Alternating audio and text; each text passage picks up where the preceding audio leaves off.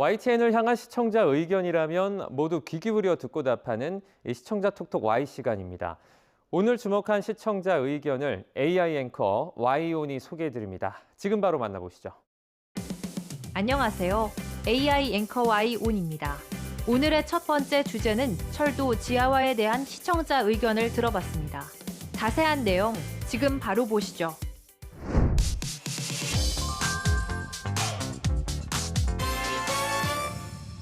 정부가 경인선철도와 경인고속도로를 필두로 전국 곳곳의 철도와 고속도로를 지하화하기로 했습니다. 전국의 철도와 고속도로의 지하화를 추진한다는 소식을 전하며 앞으로 어떤 시점에 어떻게 진행될지를 구체적으로 전한 보도가 있었습니다. 정부는 경인고속도로와 함께 경부고속도로, 기흥에서 양재 구간 지하화도 예비 타당성 조사 중입니다. 수도권 1순환 고속도로 등은 2026년부터 단계적으로 지하화한다는 계획입니다.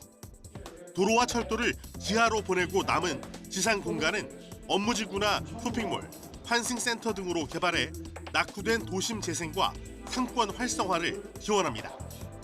고속도로와 철도의 지하화 이후 남게 되는 지상 공간의 다양한 활용을 소개하고 신속하고 동시다발적인 진행을 예고해 기대감을 높였는데요.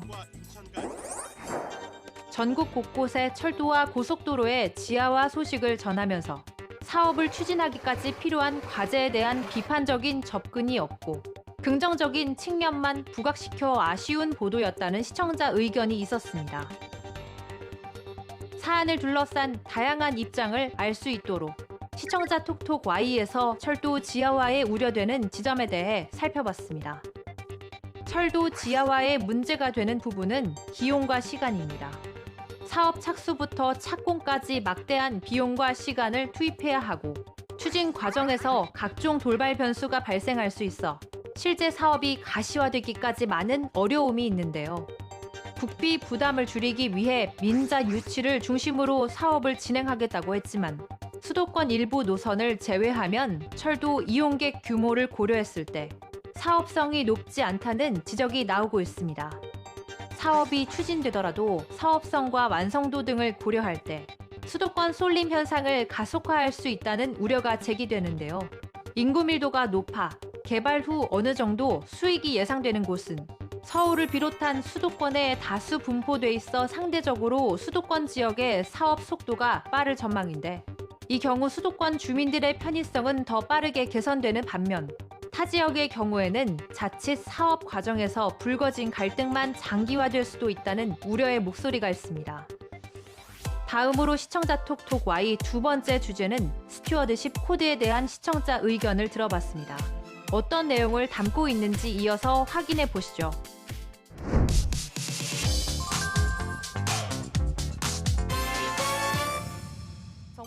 스튜어드십 코드 가이드라인이 7년 만에 개정돼 금융위원회가 개정안을 발표했다는 소식을 담은 리포트가 있었습니다.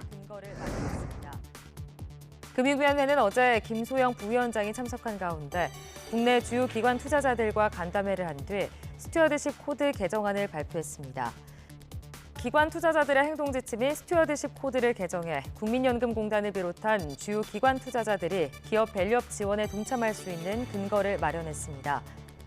스튜어드십 코드가 개정되면서 새롭게 포함된 내용을 소개하고 이 내용이 어떤 의미를 담고 있는 것인지를 짚어내기도 했는데요.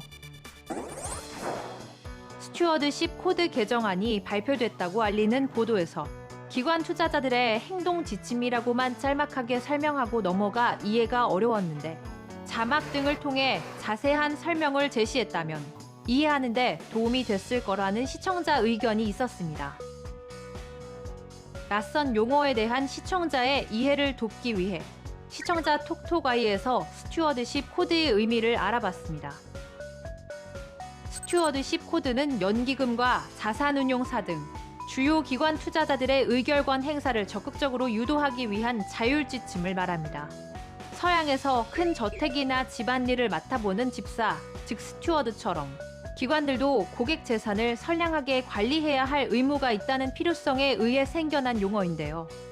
기관 투자자들이 투자 기업의 의사결정에 적극 참여해 주주와 기업의 이익 추구, 성장, 투명한 경영 등을 이끌어내는 것이 목적입니다.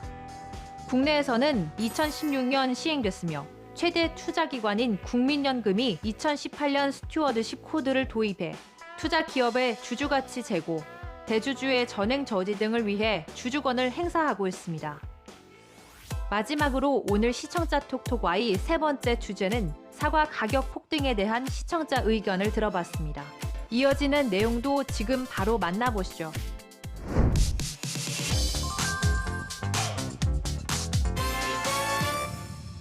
정부가 폭등한 사과 가격을 잡기 위해 대대적인 지원에 나서고 있습니다. 장을 보러 가면 체감할 수 있는 사과 가격 폭등에 대한 정부의 지원책과 가격이 평년 수준으로 언제쯤 회복할 수 있을지를 전망한 보도가 있었습니다. 사과 가격이 여전히 고공행진입니다. 사과는 1년에 한 번 수확하는데 지난해 이상기후로 작황이 좋지 않으면서 생산량이 평년 대비 30% 급감했습니다. 정부는 폭등한 사과 가격을 잡기 위해 역대 최대 수준의 예산을 투입하고 있습니다. 농축산물 가격 급등에 대비하기 위해 긴급 안정자금 1,500억 원을 추가로 투입하고 사과 납품 지원 단가를 킬로그램당 2,000원에서 4,000원으로 2배 늘리기로 했습니다. 사과의 생산량이 줄어든 이유를 알아보고 올여름 가격이 하락하기까지 남은 기간 동안 할인이나 대체 과일 공급 등의 정부 대책을 전했습니다. 작황 부진으로 인한 사과 가격 폭등 소식의 보도가 이어지고 있는데 이 같은 상황이 기후 변화로 인해 발생하는 세계 공통의 현상인지 아니면 우리나라에서만 일어나는 상황인지 궁금하다는 시청자 의견이 있었습니다. YTN 전문가 대담을 바탕으로 시청자 톡톡 Y에서 사과 가격 폭등 현상에 대한 궁금한 내용을 정리해봤습니다. 우리나라와 유럽 농업을 비교해보자면 국지적인 요인의 차이가 있습니다. 프랑스와 독일 등 유럽 국가들은 농업 강국인데요. 강국이 될 수 있는 이유는 영농지를 크게 운영하면서 기업형 농업으로 효율적이기 때문입니다. 큰 농지의 기계를 바탕으로 많은 상품을 생산해서 전 유럽에 물건을 공급하는 방식으로 운영하고 있는데요. 그런데 우리나라는 작은 영세 농업이라는 특징이 있습니다. 1950년대의 농지개혁 이후부터 필지 분할을 하면서 농업 규모가 굉장히 작아졌는데요. 영농지가 작다 보니까 그에 맞는 기계들이나 알맞은 농법들이 개인적으로 이루어지고 이에 따라서 수확량 등의 조절이 어려워집니다. 그래서 올해처럼 기후 변화나 재해 같은 상황에 대응이 어렵다고 볼 수 있습니다. YTN 방송의 부족한 부분을 채우는 시청자 톡톡 Y 시간. 다음 주도 다양한 시청자 의견과 함께 돌아오겠습니다.